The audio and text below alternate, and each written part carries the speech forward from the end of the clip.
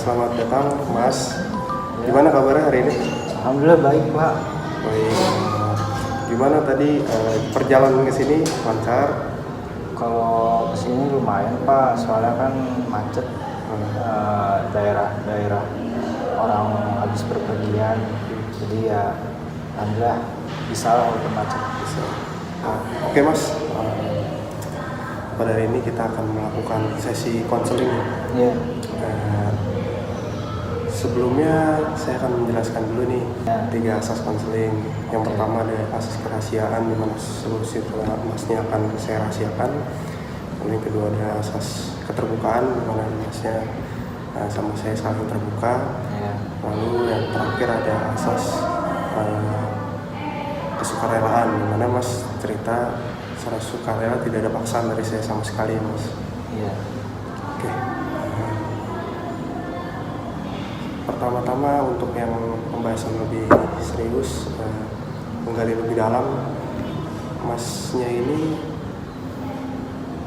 akan menjelaskan tentang permasalahan apa sih, Mas? Kebetulan saya di sini akan menjelaskan tentang terkait narkoba, karena saya bekas pengguna narkoba yang telah sembuh. Itu. Jadi untuk selanjutnya Masnya juga boleh nanya apapun, nanti saya jelaskan. Oke. Sebelumnya bisa diceritakan mungkin secara singkat tentang permasalahan sebelumnya, Mas? Terkait narkoba ya? Ya. Jadi saya itu memulai narkoba itu sejak usia SMA. Awalnya dari lingkungan teman, pada akhirnya mencoba sendiri, dan awalnya juga ditawarin 1 linting, 2 linting, dan kemudian ketagihan. Singkat cerita, setelah melalui masa sekolah itu timbullah efek-efek dari narkoba itu. Namun gak berhenti sampai situ, saya melanjutkan lagi ke universitas yang sebelumnya, yang ada di Jawa. Jadi ketemu lagi sama orang-orang seperti itu, kayak bandar gitu. Sempat ditawari, karena namanya juga bandar ya, mungkin dia main sukarelaan aja, nawarin produknya ke kita. Pada awalnya saya nggak terima, cuma lama-kelamaan karena saya tinggal bareng sama dia, akhirnya saya ketagihan lagi. Nah, pada saat itu tahun 2020, pada akhirnya saya berantakan hidupnya, dimulai dari situ. Mulai berhalusinasi, gelisah, takut, ngomong gak jelas. Akhirnya saya ditarik ke rumah gitu. Terus setelah ditarik ke rumah, saya dilihat gerak-geriknya oleh keluarga.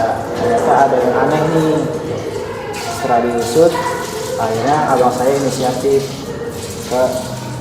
masukin ke rumah sakit RSKO Jakarta Cibubur. Dan disitulah setelah dites urin, disitulah mulai kelihatan bahwa saya hasilnya positif sih, kalau sintetis ganja. Jadi seperti itu ya, Mas, ya, cerita singkat dari permasalahan yang Mas alami. Iya. Oke, kan tadi Mas sudah cerita ya, kalau Mas ini ya bisa dibilang sudah sembuh lah, karena sudah direhab, sudah melakukan pengobatan lah istilahnya ya kan. Pengobatan. Saya mau nanya nih, Mas. Ya, apa itu? Jadi setelah pengobatan itu, Mas masih sering merasakan dampaknya nggak sih, Mas? Banyak sih, kalau dampak mah banyak banget ya. Cuma yang paling kelihatan itu halusinasi paling. Jadi hal kecil dulu nih sebelum masuk halusinasi. Jadi dari yang awal-awal itu, pertama pada saat itu saya kuliah lagi pada akhirnya. Saat itu online karena masih COVID gitu. Kemudian saya jalanin, ternyata efek dari itu lebih parah. Saat nge-zoom aja saya tuh nggak berani, malah nggak bisa gitu. Ada tekanan yang nggak bisa saya lampaui gitu. Kayak takut gitu. Bahkan mandi aja nggak pernah. Terus berpergian nggak pernah. Selalu disuruh sama psikiater saya untuk nulis-nulis apa sih yang kamu rasakan. Ternyata pas ditulis yang saya rasakan pengen bunuh diri terus gitu. Bahkan udah banyak percobaan yang saya lakukan, tapi untungnya keluarga mengerti dan menahan hal itu nggak terjadi gitu. Itu yang dampak kecilnya ya. Dampak besarnya itu tadi halusinasi seperti mendengar suara yang jelas padahal orangnya nggak ada gitu. Terus nggak bisa tidur selama beberapa hari, lalu ngomong nggak jelas, kemudian bisa melihat sesuatu yang nggak jelas, yang samar-samar. Habis itu mengakibatkan saya kena penyakit liver. Jadi itu dampak yang paling jelasnya ya, karena saya sampai sekarang masih pengobatan. Jadi itu dampak-dampaknya dari yang kecil sampai yang besar. Paling yang besar juga ada melukai diri, mukul diri sendiri sampai berdarah gitu. Terus juga ingin bunuh diri lah gitu. Itu sih Pak. Oke, ya saya cukup prihatin ya Mas ya dengan cerita Masnya, karena dampak yang ditimbulkan tuh menurut saya juga ya parah lah ya, bisa terlihat parah. Tapi nah saya juga mau nanya nih Mas ada nggak sih kepikiran sesuatu nih ketika mendengar hal-hal seperti tadi Mas bilang halusinasi? Tindakan Mas tuh apa sih yang bisa Mas lakukan ketika sedang berhalusinasi itu? Pada saat itu ya, pada saat itu saya jujur nggak bisa apa-apa sih, karena nggak kepikiran sama sekali, bahkan nggak sadar. Alam bawah sadar saya ternyata mengambil alih saya. Yang saya bisa lakukan itu pada akhirnya ini cuma bisa bolak-balik ke psikiater supaya dikasih obat dari psikiater itu, yang memang obatnya tiap bulan karena masih rawat jalan. Nah, antisipasi selanjutnya paling kalau dari saya dan keluarga mulai mandi gitu dikit-dikit, dan kemudian juga mulai ditanamin religi gitu dikit-dikit, walaupun nggak pernah didengar sama saya. Itu kata cerita ibu saya gitu. Bahkan saya pada saat itu diceritain sama ibu saya kayak tembok, ngomong sama tembok ibu saya. Jadi diomongin tapi nggak masuk sama sekali pada saat itu gitu. Ya cuma karena tekad ibu saya kuat, itulah ya sebenarnya yang dilakuin itu ibu saya. Kalau saya sisanya paling cuma ngikutin doang sih. Saya mau nanya Mas, kegiatan untuk saat ini itu apa yang sering dilakukan oleh Mas? Untuk sekarang kalau dari dokter ngasih taunya sih masih olahraga ya, karena dulu pernah nyoba untuk makan, cuma kan kalau makan terus nggak sehat.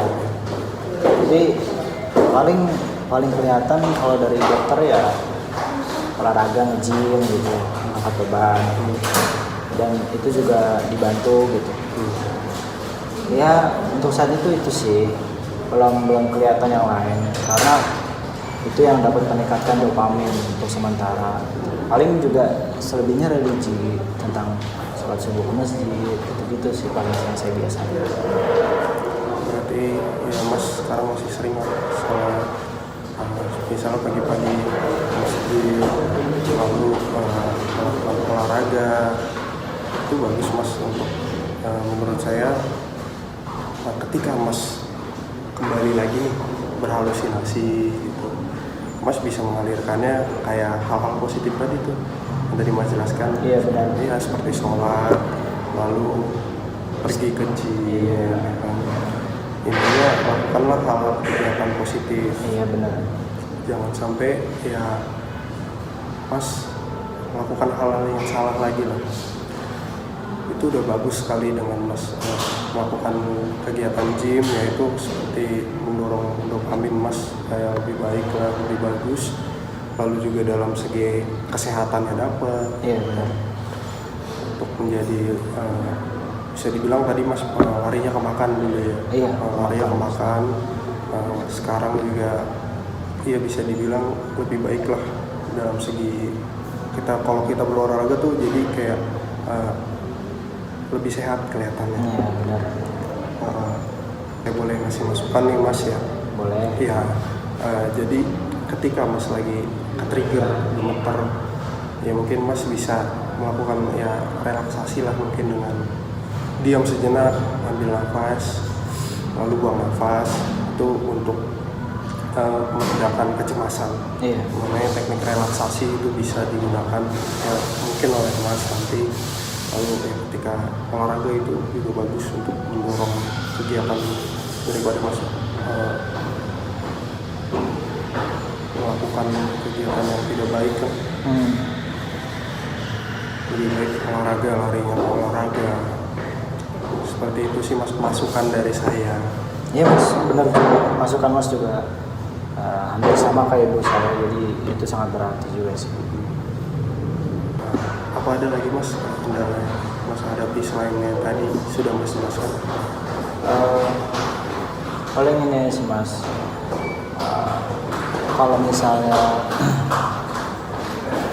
salah teman ya, pasti ada lah godaan-godaan ke arah situ. Cuma untuk sekarang bisa untuk nahannya. Itu sih Mas paling. Ya, mungkin kalau kemarin-kemarin ya bisa dibilang Mas salah teman lah sebenarnya. Iya. Karena ya mungkin Mas juga di Jawa ya kan, Benar. jauh dari pengawasan orang tua. Iya benar. Orang-orang yang mungkin yang baru Mas kenal sebenarnya itu kita tidak tahu siapa. Iya. Saya salah arah aja sepertinya. Tetapi sekarang insya Allah semoga lebih baik. Iya Mas. Pasti Mas, karena saya juga masih muda, masih pengen lihat dan coba-coba hal positif lah. Ya walaupun yang negatif sudah saya rasain, tapi cukuplah sampai situ. Karena saya sebijak-bijaknya manusia gak bakal buat kesalahan 2 kali. Karena hidup ini cuma sekali, jadi saya manfaatin selagi Tuhan itu sayang sama saya. Ya sebisa mungkin lah saya tangkap kasih sayang Tuhan itu dengan cara saya berpositif thinking, religi dan sebagainya ya Mas. Itu sih harapan saya.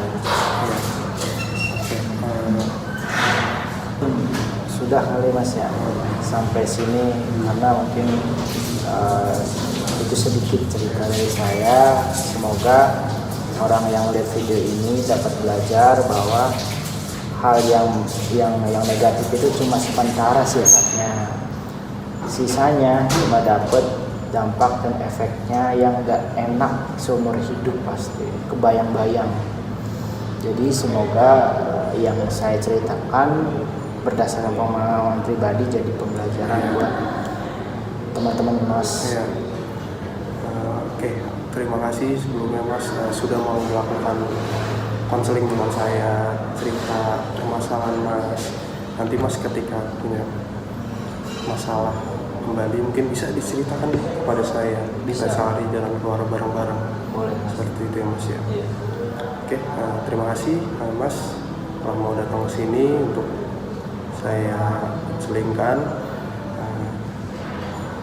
Sampai berjumpa mungkin di lain waktu ketika Mas membutuhkan saya. Iya. Makasih Mas. Terima kasih Mas. Ya.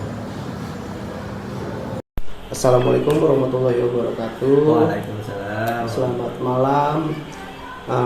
Kedatangan saya di sini, saya ingin memperkenalkan diri dulu. Nama saya Satria Putra Curniawan. Di sini saya sebagai mahasiswa Unindra, Fakultas Bimbingan dan Konseling, semester 7, dan saya di sini ingin melaksanakan tugas saya di mata kuliah konseling populasi khusus. Boleh perkenalan dengan Mas siapa di sini atau pakai nama samaran juga nggak apa-apa. Panggil aja saya Dom. Ya. Mohon maaf Mas, sebelumnya saya mengganggu. Saya ingin tahu nih sepertinya sekarang Mas lagi mengalami permasalahan tentang narkoba atau obat-obatan terlarang. Sebenarnya itu cerita saya masa lalu, Mas. Kalau untuk dunia, ya kita sebut aja dunia underground ya, dunia hitam, dunia bawah seperti itu.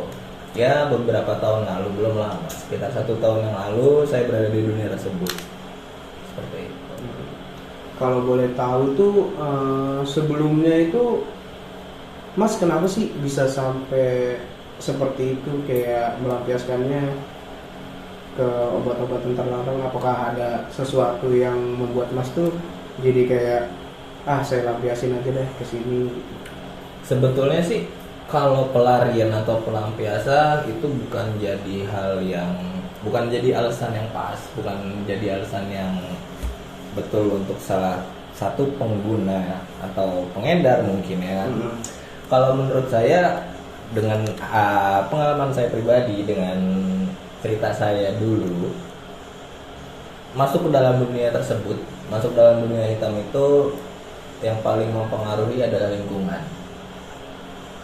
Jadi kenal dengan hal-hal tersebut, kenal dengan barang-barang tersebut itu dikenalin dari lingkungan.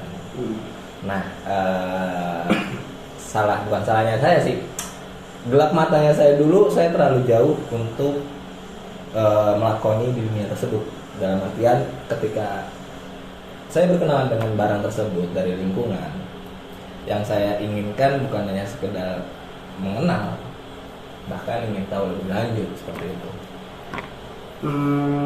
Terus juga kalau saya boleh tahu itu Mas berapa lama sih pakai barang-barang terlarang seperti itu? Itu sejak 2000 saya kelas 1 SMA, itu 2010-2011 lah Mas. Berarti awalnya itu dari lingkungan ya? Yap, dari lingkungan pergaulan, pertemanan, kenal itu dari teman. Kenal pertama tuh ganja. Pertama tuh ganja. Dari ganja kenal obat-obatan sampai heroin, sabu dan lain-lain lah, temen-temennya itu seperti itu. Dan kalau untuk apa sih namanya, kan nggak mungkin dong bersangkutan tuh namanya menggunakan barang-barang tersebut tidak memikirkan resikonya. Apakah sebelumnya itu kayak gua kalau misalnya pakai barang kayak gini resikonya gini nggak difikirkan lagi gitu sebelum memakai barang tersebut? Kalau buat gue pribadi sih, untuk memakai barang-barang tersebut itu jujur resiko itu nggak kepikiran sama sekali. Tapi mungkin ini yang berbeda dari pemakai atau pengedar atau bandar di luar sana ya, buat gue pribadi ya. Gue tuh punya mindset tersendiri ketika obat-obatan itu sedang gue konsumsi. Dalam artian gue pakai ini untuk kayak misalkan gini, sabu, gue pakai sabu itu untuk gue kerja, untuk gue kerja ngasilin duit. Dalam artian mindsetnya gue ketika gue menggunakan bahan terlarang itu bukan hanya untuk menikmati, bukan untuk rekreasi, bukan untuk trippy kalau kata anak zaman sekarang mungkin ya, bukan hanya untuk kesenangan semata, yang notabene itu yang membuat kecanduannya para pecandu yang ada di luar sana sekarang gitu. Jadi kalau untuk ke resiko sih jujur gue nggak ngeliat resikonya. Itu berarti ibaratnya Mas itu pakai barang-barang tersebut itu sebagai ibaratnya apa ya, alat doping ya, doping supaya lebih semangat atau gimana ya, gitu ya. tuh. Terus juga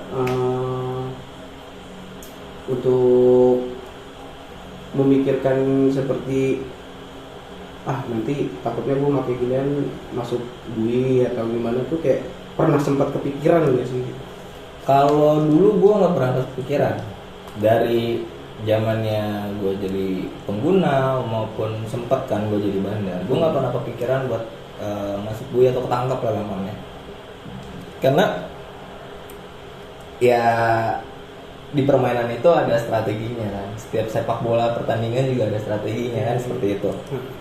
Cuman satu yang gak gua pikirin, gak gua antisipasi itu apa namanya ya, persaingan di dunia hitam itu cukup keras, bukan cukup keras sih, lebih keras banget karena melibatkan teman, dalam artian teman makan teman di dalam tuh udah nggak jadi hal yang tabu, udah jadi hal yang lumrah kan. Itu yang gak gua antisipasi. Terus Mas berarti pernah ya kayak sampai benar-benar masuk penjara gitu karena itu, dan penyebabnya itu karena apa selain dari barang-barang terlarang itu? Oke, pernah ngerasain ya, pernah sekali dan nggak akan lagi sih sebenarnya. Ya sekali itu terakhir gua itu bahasanya sekarang sih dicepuin sama rekan bisnis, bukan rekan bisnis sebenarnya.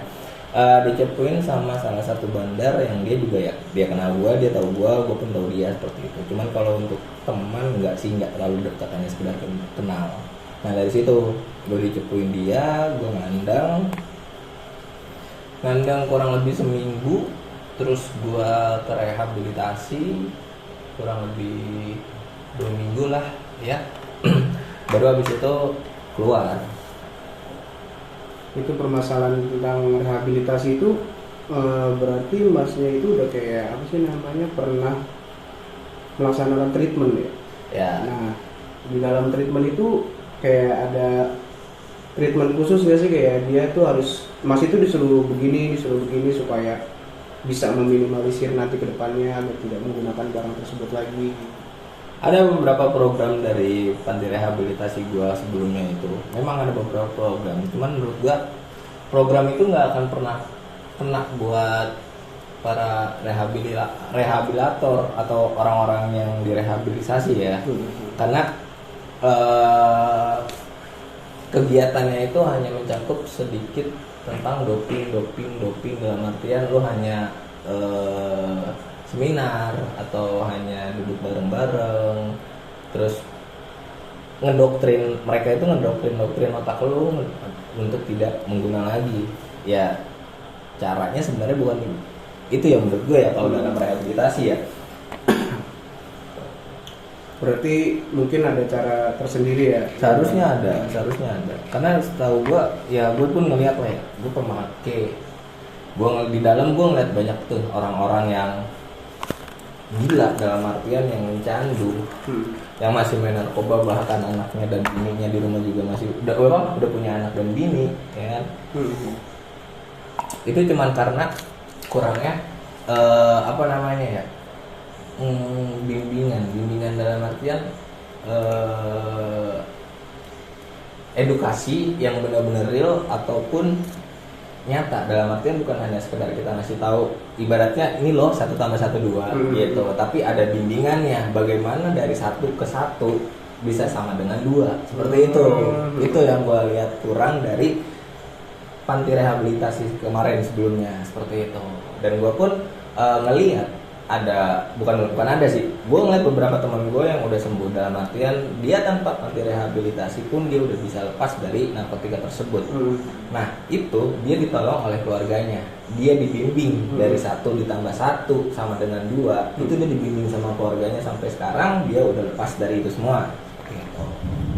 Terus sekarang mah panti rehabilitasi juga mencari duit, bos. Iya. Tahu ya, kurang tahu ya kalau urusan begitu ya. Lalu nunggu motor lewat tuh. Iya, untuk treatment yang dilakukan di panti rehabilitasi itu, Mas berapa lama sih di treatment itu? Jujur waktu itu gue keluar nembus pakai duit buat keluar dari rehabilitasi, karena menurut gue itu bukan suatu hal yang bisa menjadikan gue lepas dari narkotika. Jadi gue keluar dengan duit karena ya itu programnya dia hanya program ya buat gue kasarnya buat gue, menurut gue itu hanya untuk program untuk anak SD. Ya lu cuma duduk anteng, dinasehatin, bla bla bla bla, dikasih tahu jeleknya kayak gimana, bla bla bla. Gue rasa ya bukan seperti itu programnya dan nggak cocok buat gue, makanya gue minta keluarga gua untuk ya tembus gua cabut seperti itu.